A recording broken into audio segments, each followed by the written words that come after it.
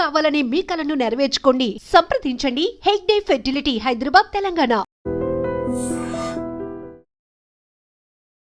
మనతో పాటుగా ఉన్నారు సైకాలజిస్ట్ అండ్ ఫ్యామిలీ కౌన్సిలర్ ప్రతిమా గారు, అలాగే హైకోర్టు అడ్వకేట్ కాంపల్లి ఉదయకాంత్ గారు. నమస్కారం ఉదయకాంత్ గారు. ప్రతిమా గారు నమస్కారం అండి. యూజువల్గానే మనం విడాకులు అనగానే ఇంట్లో భార్యాభర్త, 4 గోడలు, లేకుంటే ఒక ఫ్యామిలీలో మధ్యలో జరిగే ఇష్యూస్ గురించి చూస్తుంటాం. మీ దాకా వచ్చారు అంటే they have made their mind, నిజంగా మేము విడాకులు తీసుకోవాలి అనుకుని వచ్చిన తర్వాత ఏం చెప్తారు మీరు వాళ్ళకి? ఏం మాట్లాడతారు? యాక్చువల్గా ఎందుకు కలిసి ఉండాలని చెప్తారా? విడిపోతే ఏం జరుగుతుందనేది చెప్తారా? ఏం మాట్లాడుకుంటారు ఫ్యామిలీ కౌన్సిలర్? అక్కడి దాకా వచ్చిన తర్వాత ఎస్ మేము విడాకులు తీసుకుంటాం, విడిపోతాం, ఒక డెసిషన్ తీసుకున్నారు, ఏం చేస్తారు మీరు అప్పుడు? జనరల్గా వచ్చే క్యాండిడేట్స్ ఎలా ఉంటారంటే అమ్మా, వీళ్ళు విడాకుల కోసమే, అంటే ఇంకా మా వల్ల కావట్లేదు అడ్జస్ట్ అవ్వడం, ఇంకా ఈ రిలేషన్షిప్ ఎక్కువ నడవదు అండ్ నాకు ఆయనకి అసలు పడట్లేదు అని అంటారు. సో ఈ వేగ్ స్టేట్స్మెంట్ ఇచ్చినప్పుడు ఏమవుతుందని అంటే, వాళ్ళు యాక్చువల్గా ఈ గొడవలు ఎక్కడి నుంచి మొదలయ్యాయి, అసలు ఎందుకు జరుగుతుంది, ఇలా కంటిన్యూగా ఎందుకు చేసుకుంటున్నాం గొడవలు అన్న కారణాలు వెతుక్కోవడానికి ట్రై చేయరు. ప్రాబ్లం అక్కడ వస్తుంది యాక్చువల్గా. ఎప్పుడైతే కారణాలు మనకు తెలియకుండా ఊరికనే పోట్లాడుతూ ఉంటామో దానికి అంత అనేది ఉండదు, రైట్? సో అది కమ్యూనికేషన్ వైజ్ అవ్వచ్చు, ఏదైనా కమ్యూనికేషన్ ప్రాబ్లమ్, ఇద్దరి మధ్యలో సరిగ్గా మాటలు ఏదైనా నడవలేకపోతే, లైక్ తిని ఏదైనా చెప్పడానికి ట్రై చేస్తున్నా తను అర్థం చేసుకోకపోవటం, అలా ఉన్నప్పుడు ఫ్యామిలీ పరంగా గొడవలైనా అత్తగారు మావగారు, లేకపోతే ఇటువైపు ఫ్యామిలీస్, లేదా ఫైనాన్షియల్ గొడవలు ఉన్న వాళ్ళిద్దరి మధ్యలో, అలాగే పిల్లల కోసం అనేసి ఏదో చిరుబుర్రలు ఆడుకోవటం, ఏదో ఫైటింగ్ చేయటం. ఈ మధ్య కొత్తగా వచ్చింది కదా గ్రే డివోర్స్ అని చెప్పేసి, ఆఫ్టర్ 25 years కూడా విడిపోతున్నారనమాట. ఎలాంటి కారణాల చేత అంటే పిల్లలు అడ్జస్ట్ అవ్వక, లేకపోతే పిల్లల గురించి వీళ్ళు పోట్లాడుతూ. సో ఎంత సిల్లీ రీజన్స్ ఉంటున్నాయి అంటే, అసలు ఆ రీజన్స్కి అసలు నార్మల్గానే మాటలతో వాళ్ళు యాక్చువల్గా అది సాల్వ్ చేయొచ్చు. కానీ ఏ ప్రాబ్లం అయినా ఒక సొల్యూషన్ అనేది ఉంటుంది. సొల్యూషన్ గురించి ఆలోచించకుండా ఉట్టి ప్రాబ్లమ్స్ గురించి ఆలోచిస్తే ఏమొస్తుంది? మనకి ఫ్రస్ట్రేషనే వస్తుంది. సో ఇలా వాళ్ళు చిన్న చిన్న మాటల్ని, చెప్తున్నాను కదా, ఒక చిన్న రాయిని కూడా పెద్ద కొండంత చేసి చూపించడం ప్రతిదానికి, అలాగే ఎమోషనల్ డిస్టర్బెన్స్ ఉండడం, లేదా ఇంటిమెసీ లేకపోవడం వాళ్ళ రిలేషన్షిప్ మీద. సో ఇలాంటి ప్రాబ్లమ్స్తో వాళ్ళు ఏంటంటే ఇంకా ఫైనల్ డెసిషన్, మేము ఇద్దరితో కలిసి ఉండడానికి అసలు సమస్య అంటూ లేదు, మాకు ఏదో రకంగా చెప్పేసి మాకు విడాకులు ఇచ్చేసేయండి. కానీ యాక్చువల్లీ అక్కడ ఏంటంటే ఫ్యామిలీ ప్రెషర్ కానివ్వండి, వాళ్ళ ఇష్టాలతో కూడా ఎక్స్పెక్టేషన్ ఓవర్ పెట్టుకొని ఒక రిలేషన్షిప్లో నువ్వు ఎంటర్ అయినప్పుడు, సో ఆ రిలేషన్షిప్ ఎక్కడో సాటిస్ఫాక్షన్ ఇవ్వట్లేదు నీకు. సో ఫస్ట్ ఎక్స్పెక్టేషన్ వేరే, నువ్వు చూస్తున్నది వేరే, అనుభవిస్తున్నది వేరే, ఎక్స్పీరియన్స్ అవుతున్నది వేరే, అన్నీ డిఫరెంటే. సో కాబట్టి అది చాలా కష్టంగా ఉంది డైజెస్ట్ చేసుకోవడానికి కూడా. సో అలాంటి టైంలో వాళ్ళు జనరల్గా కౌన్సిలింగ్కి వస్తారనమాట. చాలా మటుకు వచ్చినప్పుడు అసలు వాళ్ళ ప్రాబ్లమ్స్ తెలుసుకొని వాళ్ళతో మాట్లాడి, ఈవెన్ ఇండివిజువల్గా వాళ్ళకి సైకలాజికల్ ప్రాబ్లమ్స్ ఉంటుంటాయి. అంటే వాళ్ళ పేరెంట్స్ కూడా ఏదో పోట్లాడుకోనో, లేకపోతే ఏదో ఫ్యామిలీ ఫైట్స్ ఉండడం వలన ఆ క్యారెక్టరిస్టిక్స్ అన్నది ఆడపిల్లల్లో కానివ్వండి, మగపిల్లల్లో కానివ్వండి, అది వచ్చే ఛాన్సెస్ ఉన్నాయి అన్నమాట. సో ఇలా వాళ్ళు చేస్తున్నప్పుడు, అంటే సెల్ఫ్ అవేర్నెస్ అని అంటారు కదా, అది గమనించకపోవటం, అది ఈ చిన్న మాటలు కూడా నేను విడిపోవాల్సిన అవసరం ఉందా అని ఒక్కసారి కూడా ఒక థాట్ ఇవ్వకపోవటం. ఇప్పుడు అమ్మ నాన్న మీద కోపం వస్తే అమ్మ నాన్నని మార్చేస్తామండి? కుదరదు కదా. సో వీళ్ళు అంతే కదా, వచ్చి మిమ్మల్ని నమ్మి కట్టుకొని వచ్చారు, అయితే మీకు నచ్చలేకపోతే మార్చేస్తారా? కుదరదు కదా. సో ఇది ఏంటంటే, ఇది లైఫ్ లాంగ్ ఒక ఇద్దరు కలిసి ఏంటంటే ఒక బాంధవ్యంలో ఉన్నారు కాబట్టి, సో అది నేను తన సపరేట్ కాదు అన్న ఒక ఫీలింగ్తో ఉన్నట్టయితే ఆ రిలేషన్షిప్ కంప్లీట్గా డిఫరెంట్గా ఉంటుంది. నాది నీది, నీది నాది, ఎందుకు ఆ పోట్లాట, రైట్? మీ అమ్మ వాళ్ళు, మా అమ్మ వాళ్ళు, అలా కుదరదు కదా. ఎవరైనా మన అనే ఫీలింగ్ వచ్చినప్పుడు కంపల్సరీగా రిలేషన్షిప్ అన్నది మారుతుంది. సో వాళ్ళని కౌన్సిలింగ్ చేసేటప్పుడు కూడా వాళ్ళ ఎమోషనల్ కాన్ఫ్లిక్ట్స్ ఏదైతే ఉందో, లేకపోతే రిలేషన్షిప్లో ఏదైనా క్రిటిసిజమ్స్ ఉన్నప్పుడు ఒకళ్ళనొకళ్ళు ద్వేషించుకోవడం, లేకపోతే చిన్న చిన్న వాటికి కూడా కొట్టుకుంటూ ఉండడం, లేకపోతే తిన ఫీలింగ్స్ ఈయన అర్థం చేసుకోకపోవడం, ఎమోషనల్ టాంట్రమ్స్ అనేది ఉంటాయి వాళ్ళకి. అలాగే ఫ్యామిలీ పరంగా ప్రెషర్స్ ఓన్లీ ఆడవాళ్ళకు వస్తున్నాయి, లేకపోతే మగవాళ్ళకు వస్తున్నాయి, అలాంటి టాంట్రమ్స్ ఉన్నప్పుడు సో ప్రతిదీ వాళ్ళ దగ్గర నుంచి ఒక కేస్ ఫైల్ కింద తీసుకుంటామన్నమాట. సో అలాంటిది ఉన్నప్పుడు అడ్జస్ట్మెంట్ ఎక్కడైతే చేయగలమో సో దానికి కౌన్సిలింగ్ ఇస్తే వాళ్ళు అట్లీస్ట్ ఆలోచించే మోడ్లోకి వెళ్తారు. ఓకే, ఇది ఇలా మాట్లాడితే, ఇలా కన్వర్స్ చేస్తే నా మ్యారేజ్ సెటిల్ అవుతుందన్నమాట. సో ఛాన్స్ ఇవ్వడం అనమాట వాళ్ళకి. సో కరెక్ట్గా నువ్వు డివోర్స్లో వెళ్ళిపోయి ఇంకా చాలు అని అంటే చాలామంది ఉన్నారు అలా చేసేవాళ్ళు. కానీ మనం వాళ్ళని కాపాడడానికి కూడా ట్రై చేయాలి ఆ రిలేషన్షిప్ని. సో అక్కడ చాలా పెక్యులర్ రోల్ ప్లే చేస్తారనమాట కౌన్సిలర్స్ కానివ్వండి. సో ఇది కాదు, ఇది మీరు ఆలోచిస్తున్నది మేబీ అతనికి కరెక్ట్ అనిపించకపోవచ్చు, అతని చైల్డ్హుడ్ ట్రామా మీ ముందు రావచ్చు. సో వాట్ ఎవర్, సో అలాంటి డిఫరెన్సెస్ అంతా ఒక ప్లాట్ఫామ్లో తీసుకొచ్చి సో ఇద్దరికి అండర్స్టాండ్ చేయించి దాని తర్వాత వాళ్ళని కలపడానికి ట్రై చేయడం అనమాట. అలాగే ఫ్యామిలీస్తో కూడా మాట్లాడతాము, ఇలా మీరు ఎలా నడుచుకోవచ్చు వాళ్ళిద్దరిని. సో దట్స్ హౌ అక్కడ చాలా హెల్ప్ఫుల్గా ఉంటుంది వాళ్ళకి. సో ఉదయకాంత్ గారు, మేము డైవర్స్ తీసుకోవడానికి డిసైడ్ అయిపోయాము అనుకున్నప్పుడు ప్రతిమ గారి దగ్గరకు వస్తే ఎలాగైనా వాళ్ళని కన్విన్స్ చేసి కలిపే ప్రయత్నం, ఒక ప్రాబ్లం ఉందా దానికి సొల్యూషన్ ఇది కూర్చోబెట్టి మాట్లాడే ప్రయత్నం చేస్తుంటారు. అంతకు మించి ఇంకా ఒక స్ట్రాంగ్ డెసిషన్ తీసుకున్నారు మొండిగా, yes we wanted to go ahead with the divorce అని ఒక డెసిషన్ తీసుకున్న తర్వాత మీ దగ్గరకు వచ్చినప్పుడు వచ్చేటువంటి కొన్ని పెక్యులర్ కేసెస్ అనే ఉంటాయి, లేకుంటే వాళ్ళు చెప్తున్నటువంటి ఎగ్జాంపుల్స్ కావచ్చు, వాళ్ళు ఫీల్ అవుతున్నటువంటి ఎక్స్పీరియన్సెస్, ఇవన్నీ చెప్పినప్పుడు ఖచ్చితంగా విడాకులు కావాలి, భరణము కావాలి, లేదు నేను వదిలించుకుంటాను, ఎంతైనా పే చేయడానికి నేను రెడీగా ఉన్నాను. ఇన్ని కేసులు చూసినప్పుడు మీకు ఏమనిపిస్తుంది యాక్చువల్గా? ఫ్యామిలీలు, వైఫ్ అండ్ హస్బెండ్, విడాకులు, భరణాలు, ఏంటి అసలు ఏమవుతుంది మేడం? ఏ అడ్వకేట్ కూడా ఎవరు కూడా హస్బెండ్ అండ్ వైఫ్ విడిపోవాలని మాత్రం ఎవరు అనుకోరు. So this the true fact, very honestly చెప్తున్నాను. దో వీఆర్ అడ్వకేట్స్, కుటుంబం విడిపోతే లేకపోతే వాళ్ళ డైవర్స్ కేసెస్ మనం ఫైల్ చేస్తే మనకు ఫీజెస్ వస్తాయి కదా అని 90% ఆఫ్ 95% అని కూడా అనొచ్చు. అడ్వకేట్స్ ఎప్పుడు కూడా ఫ్యామిలీ ఇష్యూస్లలో ఖచ్చితంగా they don't want the husband and wife should detach అంటే డైవర్స్ తీసుకొని సపరేట్ కావాలని అనుకోరు. బట్ ఎప్పుడైతే ఒక స్టేజ్ దాటిపోయేసి ఇంకా భార్య భర్తలు విడిపోవాలి అనేసి ఎప్పుడైతే బలంగా నిర్ణయం తీసుకున్న తర్వాతనే వాళ్ళు లాస్ట్ ఆప్షన్ కింద అడ్వకేట్స్ని అప్రోచ్ అవుతారు. ఫస్ట్ ఆఫ్ ఆల్ ఫ్యామిలీస్ వాళ్ళు ఎట్లా కౌన్సిల్ చేస్తారు, వాళ్ళ మదర్ సైడ్, వీళ్ళ మదర్ సైడ్, ఫాదర్ సైడ్స్ అంతా కూడా, ఇన్లా సైడ్ అంతా కూడా కౌన్సిల్ చేస్తారు, ఫ్రెండ్స్తో మాట్లాడుకుంటారు. అన్నీ అయిపోయిన తర్వాత ఇంకా లాస్ట్ ఆప్షన్ కింద అడ్వకేట్స్ దగ్గరికి వస్తారు.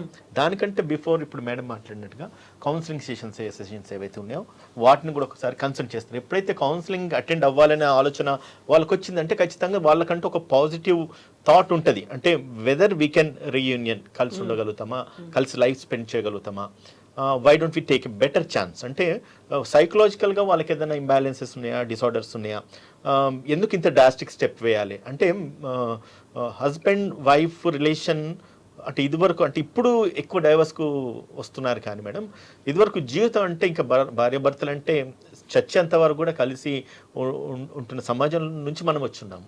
So all of a sudden ఈరోజు వెళ్ళేసి భర్తను వదిలేసి రేపు తెల్లారితే ఇంకొక మ్యారేజ్ చేసుకోవాలన్న థాట్ వాళ్ళకు మైండ్లో ఎట్లా వస్తుంది అన్నది కూడా ఈ రోజులలో మనము అంటే we are unable to digest those things. So once ఆ స్టేజ్కు కౌన్సిలింగ్ అన్న స్టేజ్కి వచ్చిన తర్వాత if it all they really want ఈ రీయూనియన్, ఇటువంటి మేడం వల్ల ఒక కౌన్సిలింగ్ ద్వారా వాళ్ళు ఇంపాక్ట్ అయిపోతే ఖచ్చితంగా కలిసి ఉన్న సందర్భాలు కూడా మేము చేసిన కేసెస్లో ఉన్నాయి చాలా మటుకు. సో అది కూడా కాదని చెప్పేసి నిజంగానే మేము డైవర్స్ తీసుకుంటామని చెప్పి కోర్టును ఆశ్రయించాలన్నప్పుడు కూడా ఇంకోటి చెప్తున్నా, కోర్ట్స్ కూడా మళ్ళీ మనకు అవకాశం ఇస్తుంది. కోర్ట్స్ కూడా మనకు ఒక కౌన్సిలింగ్ సెషన్స్ పెడుతుంది. ఫస్ట్ మీరు 498 వేసినా కూడా, డౌరీ ప్రొవిజన్ యాక్ట్లోకి కేసు ఫైల్ చేసినా కూడా వాళ్ళు కంప్లైంట్ తీసుకున్న తర్వాత పోలీస్ వాళ్ళు ఫస్ట్ వీళ్ళను భరోసా సెంటర్స్కి పంపించేసి కౌన్సిలింగ్ ఇప్పించేసి దాని తర్వాత నిజంగానే వీళ్ళు కలిసి ఉండరు అనుకుంటే నిజంగా నా కేసులో ఒక సివియారిటీ ఉంది, ట్రూత్ ఉన్నప్పుడు ఎఫ్ఐఆర్ చేసేసి 498 ఎఫ్ఐఆర్ చేసి పంపిస్తుంటారు. వన్స్ డైవర్స్ కంటే ముందు వీళ్ళు వేసే కేసే 498. అది వేయడం వల్ల ఏంటంటే హస్బెండ్ ఫ్యామిలీ మెంబర్స్ అందరూ కూడా కేసులు వేసి ఇరికిస్తే ఏమవుతుంది, మనకి ఎంతో కొంత అలిమోని వస్తుంది, డబ్బులు వస్తాయి అన్న ఒక థాట్ అమ్మాయిలకు మోస్ట్లీ ఉంటుంది. ఎందుకంటే వీళ్ళు పెళ్లి చేసేటప్పుడు కట్నాలు ఇచ్చేసి మళ్ళీ దాని తర్వాత కానుకలు ఇచ్చేసి దాని తర్వాత పెళ్లి అట్టాసంగా పెళ్లిళ్ళు చేస్తారు. అవంతా రికవర్ కావాలని అమ్మాయి అనుకుంటారు. వన్ సైడ్ ఎప్పుడే కానీ మేడం ఒకటే వన్ సైడ్ ఆలోచిస్తారు ఏంటంటే అబ్బాయే తప్పని అనుకుంటారు. బట్ అండర్స్టాండింగ్ లోపాలు ఎటువైపు ఉన్నా కూడా నష్టపోయేది ఇద్దరు అన్న విషయాన్ని గమనించరు. వన్ సైడ్ ఒకసారి అబ్బాయి ఎంతైతే నష్టపోతాడో అమ్మాయి అంతే నష్టపోతాడు, అమ్మాయి ఎంత నష్టపోతారో అబ్బాయి కూడా అంతే నష్టపోతారు. బట్ చట్టాలు ఏమైపోతున్నాయంటే అమ్మాయిలకు ఎక్కువ ఫేవరబుల్గా ఉండేసరికి వీళ్ళు దాన్ని మోస్ట్ ఆఫ్ ద అమ్మాయిల అడ్వాంటేజ్ తీసుకోవడము, ఈ పలానా సెక్షన్స్లో కేసెస్ ఫైల్ చేసిన తర్వాత వాళ్ళని అబ్బాయిని అరెస్ట్ చేయడము, వాళ్ళ ఫ్యామిలీ మెంబర్స్ని పోలీస్ స్టేషన్ల చుట్టూ కోర్టుల చుట్టూ తిప్పడం. కేసు పడినంతసేపు ఏమో అబ్బాయి అమ్మాయిని డామినేట్ చేస్తాడు. వన్స్ కేసు పడిన తర్వాత ఎంతైతే తన అమ్మాయిని డామినేట్ చేసినాడో జ్యుడిషియరీలో ఆ అబ్బాయిని అంత అమ్మాయి డామినేట్ చేయడం మొదలవుతూ ఉంటుంది. సో ఇటువంటి సిచ్యువేషన్స్ వచ్చిన తర్వాత లాస్ట్కి ఏమవుతుందంటే ఒక డిస్సాటిస్ఫాక్షన్ అయితే వాళ్ళ మైండ్స్లో మిగిలిపోతుంది. ఏమని కోర్టుకు ఒక 5 సంవత్సరాలు 6 సంవత్సరాలు తిరగాలి, డైవర్స్ చేసిన వెంటనే రాదు. ఒకళ్ళు మ్యూచువల్ కన్సర్న్ అంటే ఇప్పుడు వెంటనే ఇస్తూ ఉన్నారు, ఇదివరకు అది కూడా లేకుండా 1 year ఆగాల్సి ఉండే, ఇప్పుడు వెంటనే ఇస్తూ ఉన్నారు. కానీ మ్యూచువల్ కన్సర్న్ డైవర్స్ ఎవరు తీసుకోరు. ఎందుకంటే అమ్మాయికి ఇదివరకు చెప్పినట్టుగా డబ్బులు ఏదైతే పెట్టుబడి పెట్టున్నారో అవి రికవర్ చేసుకోవాలంటే కేసెస్ వేయాలి, కేసెస్ నెగ్గాలి, కేసెస్ గెలవాలి. దానికి తగినట్లుగా అప్పుడు మాకు లాంటి అడ్వకేట్స్ని ఆశ్రయించేసి ఉన్న ఇళ్ళని కలుపుకొని ఆ అబ్బాయిల మీద కేసులు వేయించిన తర్వాత కోర్టుల చుట్టూ తిప్పిన తర్వాత ఇటు వీళ్ళు వెక్స్ అవుతారు, వాళ్ళు వెక్స్ అవుతారు. ఈ ప్రాసెస్లో మొత్తం వీళ్ళ పుణ్యకన్నా గడిచిపోయేసి వీళ్ళ ఏజ్ కూడా బారైపోతుంది. నెక్స్ట్ మళ్ళీ పెళ్లి చేసుకోవాలన్నా కూడా ఆస్కారం లేకుండా పోతుంది. అండ్ అల్టిమేట్గా ఇంకా ఎక్కువ ఏంటంటే పిల్లలు బాగా సఫర్ అవుతుంటారు మేడం. ఇందులో భార్యాభర్తలు విడిపోయిన తర్వాత ఏమవుతుందంటే చిన్న పిల్లలు లేకపోతే ఆల్మోస్ట్ అంటే మ్యారేజ్ అయిన కొద్ది రోజులకే ఇటువంటి ఇష్యూస్ వస్తాయి.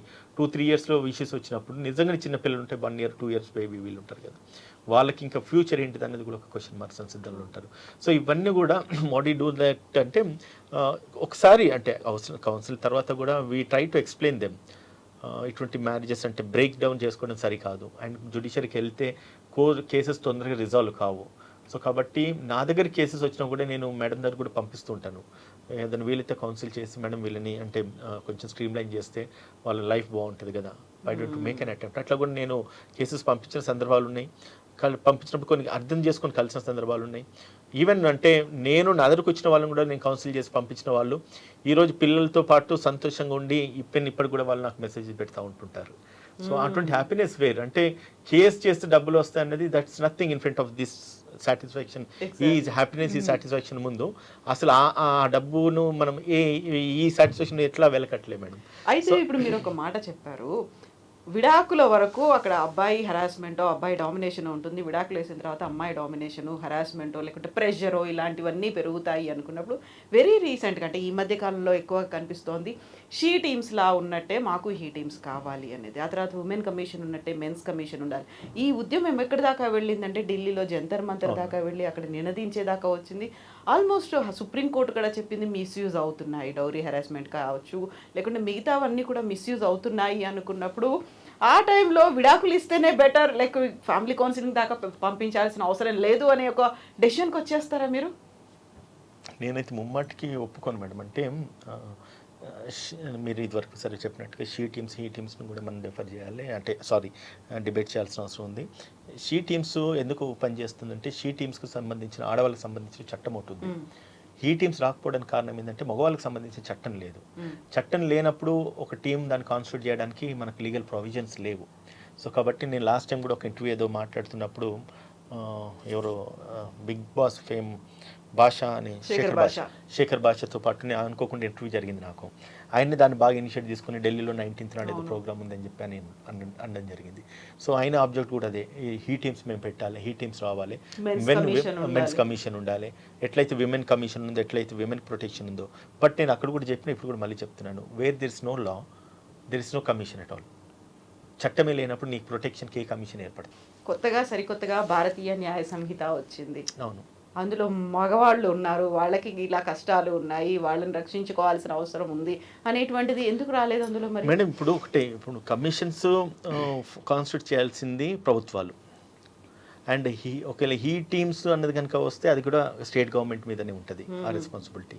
సో నేషనల్ ఎప్పుడైతే సెంట్రల్ గవర్నమెంట్ డెసిషన్ తీసుకొని చట్టాలలో మార్పులు తీసుకురావాలి అంటే ఇదివరకు ఎప్పుడైతే బ్రిటిష్ కాలంలో ఉన్న చట్టాలు ఐపీసీ కానీ సిఆర్పిసి కానీ ఎవిడెన్స్ యాక్ట్ ఏవైతున్నాయో దాన్ని బిఎన్ఎస్ఎస్ లేకపోతే బిఎస్ఏ ఇట్లా ఎవిడెన్స్ యాక్ట్స్ ఇవన్నీ కూడా మార్చుకుంటూ రావడం జరిగింది. దాంట్లో లీగల్ ప్రొవిజన్స్ ఉన్నాయి. బట్ దాన్ని అంటే విమెన్ ఎక్కడైతే చట్టాన్ని మిస్యూజ్ చేస్తున్నప్పుడు మెన్కి కూడా కావాల్సిన ప్రొటెక్షన్స్, మెన్కి కూడా కావాల్సిన రైట్స్ కాన్స్టిట్యూట్ చేయాల్సిన అవసరం ఇప్పుడు ఈ సమాజంలో ఖచ్చితంగా ఉంది. ఎందుకంటే where there is a law supporting favouring to then women there is a scope of wide scope of misuse. అది జరుగుతుంది ఇప్పటి నుంచి కాదు, ఏళ్ల తరబడి నుంచి జరుగుతూ ఉంది. అట్లీస్ట్ ఇప్పుడన్నా కొన్నిసార్లు మనకు కోర్ట్స్ ఒక రిలీఫ్ ఇస్తూ ఉన్నారు. అంటే వెంటనే అరెస్ట్ చేయకపోవడం ఒకటి, హస్బెండ్ని ఫ్యామిలీ మెంబర్స్ని అసలు ఇంక్లూడ్ చేయకపోవడం ఇంకోటి. అండ్ ఒకవేళ కోర్టులో ట్రయల్స్ చేస్తున్నప్పుడు కూడా ఫ్యామిలీ మెంబర్స్ని ఎగ్జామ్ చేయడం, వాళ్ళ యొక్క అపియరెన్స్ని కూడా డిస్పెన్స్ చేస్తూ ఉన్నాయి హైకోర్ట్స్ ఒకళ్ళు మనం ఆశ్రయించినా కూడా. అంటే ఎప్పుడైతే అంటే కోడలు అత్తమామ మీద కేసు, భర్త మీద కలిపి కేసు వేసినప్పుడు అత్తమామ ప్రజెన్స్ అవసరం లేదని హైకోర్ట్స్ ఇప్పుడు వాళ్ళకి ప్రజెన్స్ డిస్పెన్స్ చేస్తూ ఫేవరబుల్గా ఆర్డర్స్ ఇస్తూ ఉన్నాయి. ఎందుకంటే ఇట్లా మిస్యూజ్ చేస్తున్నారన్న విషయాన్ని కోర్ట్స్ కూడా గమనిస్తూ ఉన్నాయి కదా. అటువంటి సందర్భాలలో ఖచ్చితంగా వాళ్ళకంటూ ఒక వెసులుబాటు ఇవ్వాలి అనే ఒక ఉద్దేశంతో చట్టంలో ఉన్న ప్రొవిజనే. బట్ కోర్ట్స్ కొంత స్ట్రింజెంట్గా ఉంటున్నాయి, అంటే లా మిస్యూజ్ కావద్దని. అటువంటి చోట్ల వెసులుబాటు అయితే కలిగజేస్తూ ఉన్నాయి. కొంచెం రిలీఫ్, కొంచెం కాదు 90% రిలీఫ్ అది చెప్పాలంటే. అంటే ఫస్ట్ ఆఫ్ ఆల్ ఇవి ప్రూవ్ కావు మేడం. అంటే డొమెస్టిక్ వైలెన్స్ అంటే 4 గోడల మధ్యలో ఒక అమ్మాయి మీద జరుగుతున్న అఘాయిత్యాలు, రైట్. సో దాన్ని ఎవిడెన్స్ ఏముంటాయి? భర్త భార్యను కొట్టినాడు, ఎవరు చూస్తారు? ప్రూవ్ కాదు. ఆమె స్టేట్మెంట్ ఒక్కదాన్ని కన్సిడర్ చేయాలి. అత్త వేధించింది, మామ వేధించిన అన్నాడు. దానికి ఏం ఆధారాలు ఉంటాయి? ఆధారాలు ఉన్నాయి. కానీ చట్టం ఉంది కదా అని చెప్పి ఆరోపణలు అంటే చేసుకుంటూ ఆధారాలు లేని ఆరోపణలు చేయడం వల్ల ఎవిడెన్స్ ప్రూవ్ కాకపోతే ఏమవుతుంది అల్టిమేట్గా? చెప్పండి. కోర్టుకు పోయిన తర్వాత కేసులు పడతాయి. వెనక్కి తిరిగి చూస్తే ఏం జరిగింది? 4 సంవత్సరాలు వాళ్ళవి గడిచిపోయినాయి. దాని తర్వాత కేసు అక్విటల్ అవుతుంది, కన్విక్షన్ రాదు భర్తకి. ఒకవేళ నిజంగా రాదంటే మళ్ళీ వీళ్ళు ఏం చేయాలి? అప్పీల్ చేయాలి. మన చట్టంలో ఉన్న ఒక గుడ్ ప్రొవిజన్, బ్యాడ్ ప్రొవిజన్ చెప్పాం. కానీ ఒక కోర్టు ఒక తీర్పు ఇచ్చిందంటే దానికి అప్పీల్ ప్రొవిజన్స్ పెట్టినారు. మున్సిపల్ కోర్టు పోతే జిల్లా కోర్టు పోతే హైకోర్టు పోతే supreme court, international court of justice. ఇన్ని ప్రొవిజన్స్ ఉన్న తర్వాత నిజంగా న్యాయం ఎప్పుడు జరిగింది, ఎక్కడ జరిగింది? So it's all going on process. Time అంటే ఏం పెయిన్ ఒకసారి అంటే once they get a pain, time will cure the pain అంటారు కదా. వీళ్ళకి ఇప్పుడు ఈ పెయిన్ కాదు, అసలు ఆ 4 సంవత్సరాల తర్వాత అనుభవిస్తే చూడండి, అది అసలైన పెయిన్. ఈ పెయిన్ ముందు ఆ పెయిన్. నేను ఒక ఎగ్జాంపుల్, ఒక కామెడీగా అంటే సరదాగా చెప్తాను మేడం. ఒక క్లయింట్ నా దగ్గరకు వచ్చినాడు. నా భార్య నా మీద కేసు వేసింది సార్, నేను 498 చాలా రోజుల క్రితం, ఇప్పుడు కాదు, 498 కేసు వేసింది, నేను కాంప్రమైజ్ కమ్మంటుంది, నేను ఎట్టి పరిస్థితులు కానన్నాడు. కాకపోతే అరే బాబు జైలుకి వెళ్తారో పోయేసి కాలేలా పట్టుకొని కాంప్రమైజ్ అయిపోతే నేను ముమ్మాటికి కాను సార్ అన్నాడు. తర్వాత లాస్ట్కి ఏమైంది? జైలుకి పంపించేసినారు. జైలుకి పంపించిన తర్వాత ఏమైంది? వాడు జైలుకి వేసి తెల్లారి వచ్చిన దానికి 1 వారం రోజుల తర్వాత వచ్చింది, రిమాండ్ చేసినారు. ఒక క్వశ్చన్ అడిగిన, నీకు ఈ లైఫ్ బాగుందా అటు ఆ లైఫ్ బాగుందా? 2 దరిద్రంగా ఉన్నాయి సార్ అన్నాడు. భార్యతో నీకు బాగుండేనా, జైల్లో బాగుందా? ఏది నువ్వు బేరీ చేసుకుంటే ఏది అంటే 2 డేంజర్. అంటే జైల్ లైఫ్, వైఫ్తో ఉన్న లైఫ్ కంపేర్ చేసుకుంటే వైఫ్తో ఉన్న లైఫ్ డేంజర్ అంటున్నాడు. వైఫ్తో ఉన్న లైఫ్ జైల్ లైఫ్ కంపేర్ చేసి అసలు జైల్ లైఫ్ డేంజర్ అంటున్నాడు. అంటే ఇంత వస్తున్నది చూడండి. అంటే వేరియేషన్ అంటే వైఫ్ యొక్క హరాస్మెంట్ అంటామా, లేదంటే కనుక నిజంగా జైలు జీవితం అంటామా, మిస్యూజ్ ఆఫ్ లా అంటామా? ఒక చట్టాన్ని మనం మిస్యూజ్ చేసుకోవడం వల్ల ఆయన ఎంత హ్యూమిలేట్ అయిపోయినాడు అక్కడ. ఇక్కడ బయటకు వచ్చిన తర్వాత వైఫ్ కూడా నిజంగానే ఆ హ్యూమిలేషన్ సేమ్ ఇక్కడే కంపేర్ చేసుకుంటున్నాడు. ఇది ఎక్కువ అది ఎక్కువ అంటే హీ కెనాట్ వేరీ దట్. రెండు డేంజరే. Why it is happening? ఎందుకు జరుగుతుంది ఇట్లా? అంటే ఆడవాళ్ళు భార్యలు అర్థం చేసుకోలేకపోవడమా, లేదంటే కనుక ఇదివరకు మళ్ళీ మేడం చెప్పినట్లుగా వాళ్ళకు ఉన్న psychological traumas, mental traumas, stress, ఇవన్నీ కూడా important madam. Anyway though we are an advocates, definitely we will always observe the minds of an a client. ఆయన దగ్గర ఉన్న డబ్బులు ఉన్నాయా లేదా అన్నది పక్కన పెడితే తన మైండ్ సెట్ ఎట్లా ఉంది అన్నది మాత్రం ముమ్మాటికి నేనైతే గమనిస్తాను మేడం. తను నిజంగానే చెప్తే వింటాడంటే ఖచ్చితంగా నేను ఛాన్స్ తీసుకొని చెప్పి వాళ్ళకి మళ్ళీ రీయూనియన్ అయ్యేటట్టుగా అయితే ప్రయత్నం చేస్తాను. లేదు కాదు అసలే వినట్లేదంటే ఇదివరకు చెప్పిన కదా ఎగ్జాంపుల్, 2 చూసిరారా బాబు అని చెప్పి పంపిస్తాను. ఈవెన్ ఆ పనిష్మెంట్ ఇతనికే కాదు, ఆ అమ్మాయి కూడా అదే పనిష్మెంట్ మేడం. ఒకటి కంప్లైంట్ ఇచ్చిన వాళ్ళు కోర్టుకు పోకపోయినా పర్లేదు, సారీ అక్యూజ్ కోర్టుకు పోకపోయినా పర్లేదని కంప్లైంట్ ఇచ్చిన వాళ్ళు ఖచ్చితంగా పోవాలి. ఎందుకలా కంప్లైంట్ ఇచ్చిన అంటే వాళ్ళే వెళ్ళాలి. కంప్లైంట్ ఇచ్చిన వాళ్ళు వెళ్ళాలి, ఎందుకంటే వాడు వస్తాడు, వీడు అబ్సెంట్ పిటిషన్ వేసుకుంటాడు, వీడు తప్పించుకుంటాడు, ఆ రోజు అబ్సెంట్ అయిపోతాడు.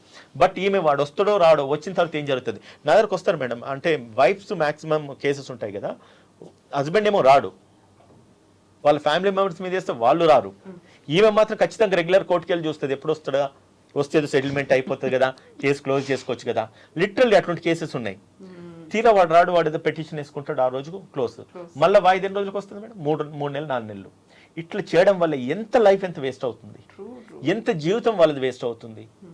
నెక్స్ట్ ఇంకోటి మేడం, ఇక్కడ డైవర్స్ అయిపోయింది అనుకోండి, మళ్ళీ అమ్మాయి 27, 28, 29 ఈ ఏజ్లోనే ఉంటారు. నెక్స్ట్ వాళ్ళ లైఫ్ ఏంటి? ఇంకొక హస్బెండ్ మళ్ళీ పెళ్లి చేసుకోవాలి.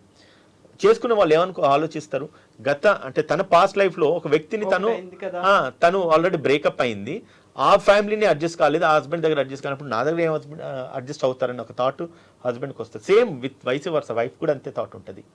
నిజంగానే మళ్ళీ ఇంకొక హస్బెండ్తో అడ్జస్ట్ కాగలుగుతారా లేరా? So what is happening here అంటే బికాస్ ఆఫ్ యువర్ మినిమం, అంటే కొంచెం జీవితంలో అడ్జస్ట్ కాని పరిస్థితులలో మ్యారేజ్ అనే ఒక రిలేషన్ మీరు బ్రేక్ చేసుకొని ఎండ్ రిజల్ట్ ఏం చూపిస్తున్నారంటే ఎవరికి నష్టం లేదు. అటు కోర్టు పని చేస్తుంది, అడ్వకేట్స్ మాకు ఫీజులు వస్తాయి, మేడం లాంటి వాళ్ళు ఒక సెషన్స్ కండక్ట్ చేస్తే వాళ్ళకి ఫీజులు వస్తాయి. అల్టిమేట్గా సఫర్ అయ్యేది ఎవరు? Husband and wife. ఇంతకంటే ఎక్కువ సఫర్ అయ్యేది ఎవరు తెలుసు మేడం? పొరపాటున వాళ్ళ దరిద్రానికి పిల్లలు పుడితే వాళ్ళ జీవితం అయిపోతుంది madam. So it's very important. Father is important, mother is important, వాళ్ళ గ్రోయింగ్ స్టేజ్.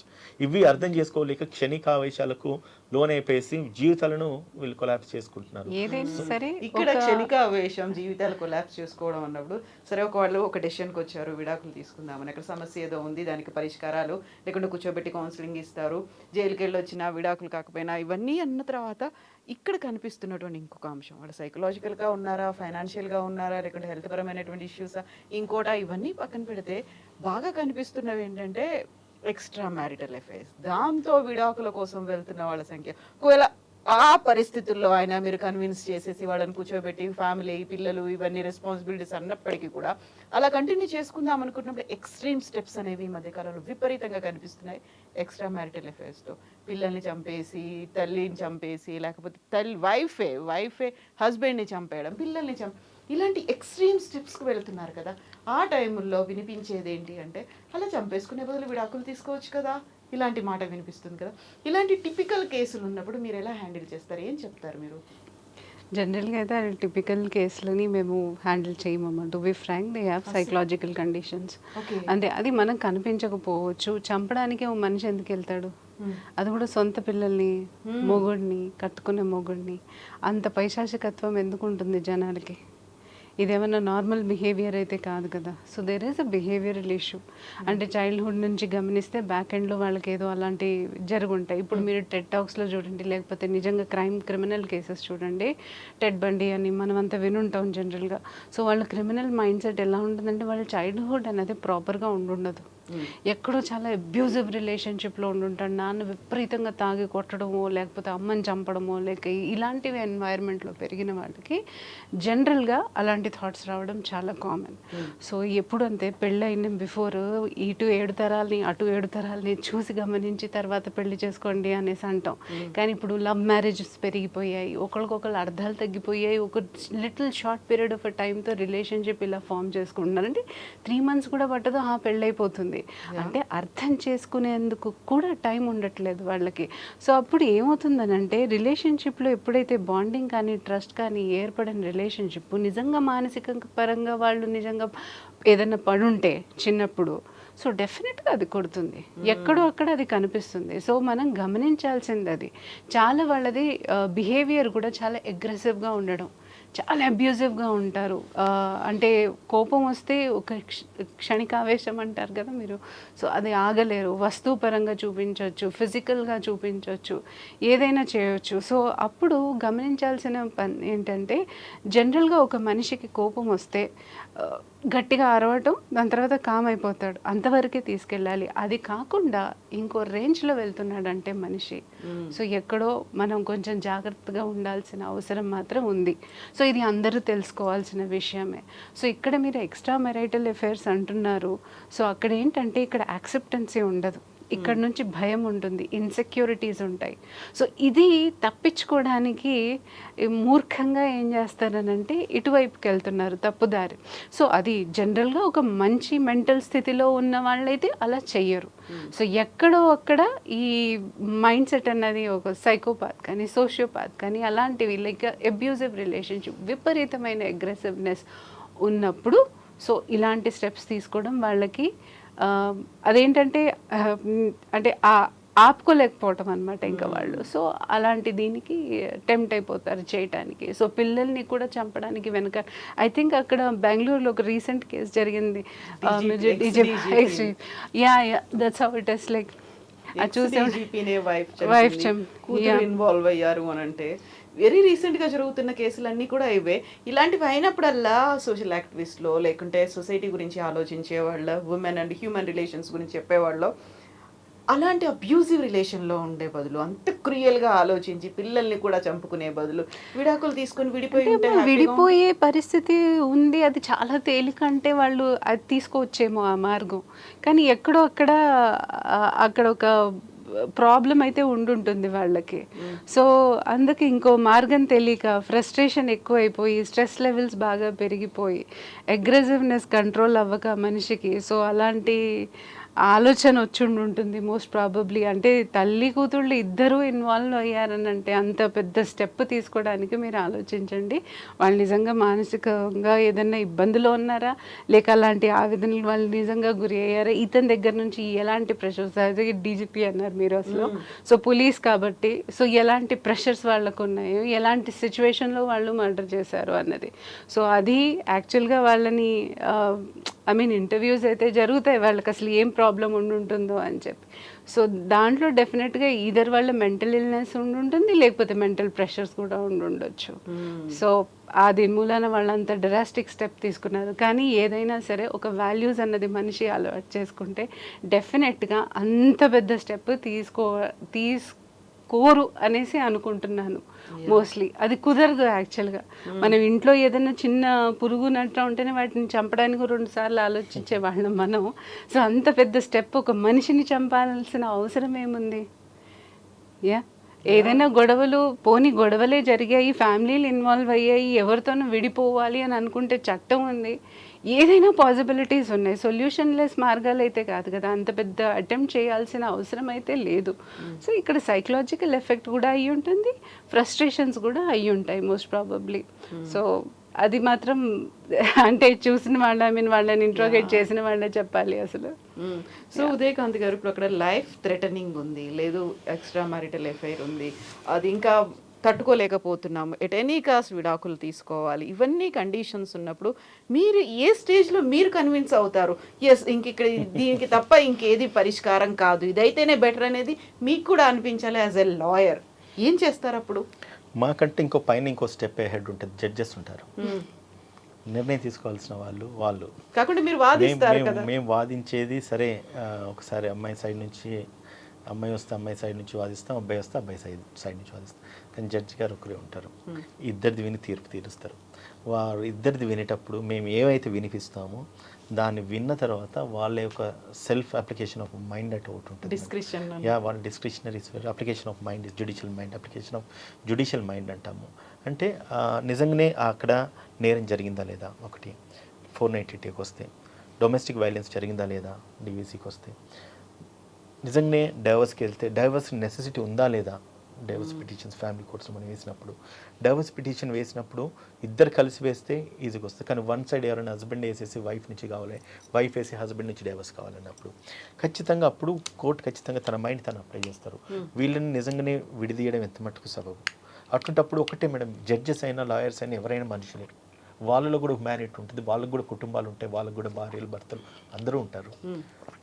వాళ్ళు judicial mind, legal mind apply చేసేదానికంటే కూడా మోరల్ అండ్ ఎథికల్ మైండ్స్ కూడా వాళ్ళు అప్లై చేస్తారు. అప్పుడు కొన్నిసార్లు వీళ్ళకి విసుగు రావడానికనే కనీసము అంటే డేట్లు ప్రొలాంగ్ చేయడము, వాయిదాలు ఇవ్వడము, లేదంటే కనుక 1-10 సార్లు తిప్పియడము, అట్లా కూడా కొన్నిసార్లు జరుగుతూ ఉంటాయి. మనం అంటే టెక్నికల్ అండ్ లీగల్ గ్రౌండ్స్ అనుకుంటాము. కాకపోతే వాళ్ళ అబ్జర్వేషన్స్లో నిజంగానే వీళ్ళు కలిసే అవకాశాలు ఉన్నాయి.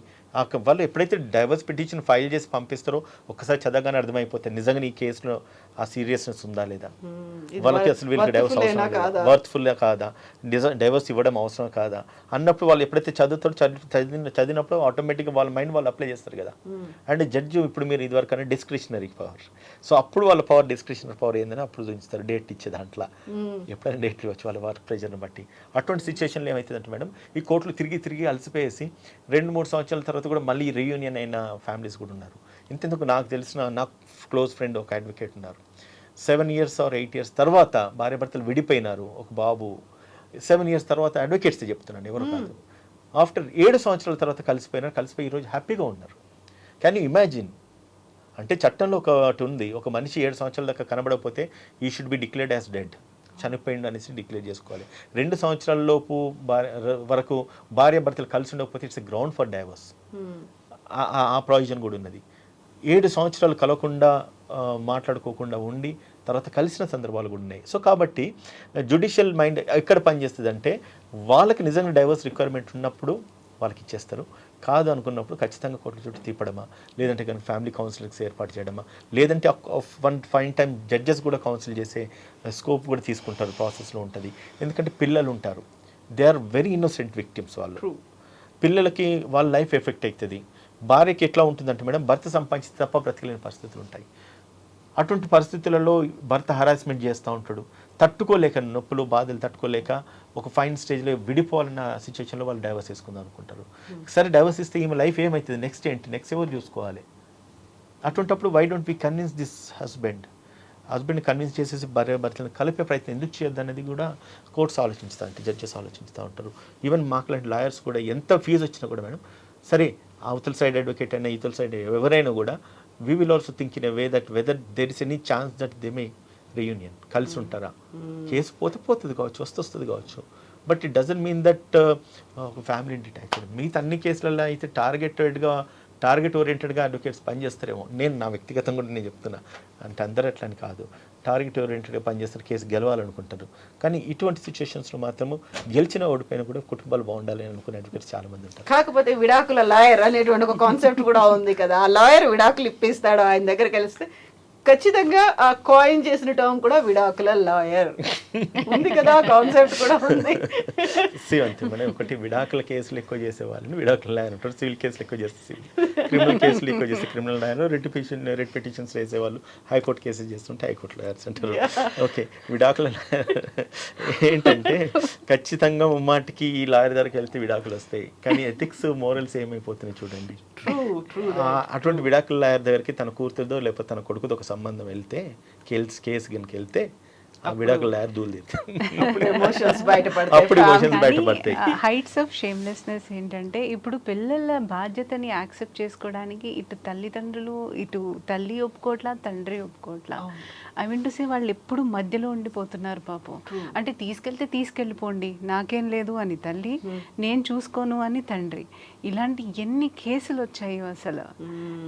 I mean to say recently sir దగ్గరే చూశాను ఇలాంటి కేసు.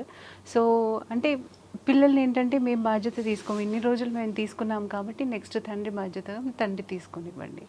సో అలా చెప్పడం అసలు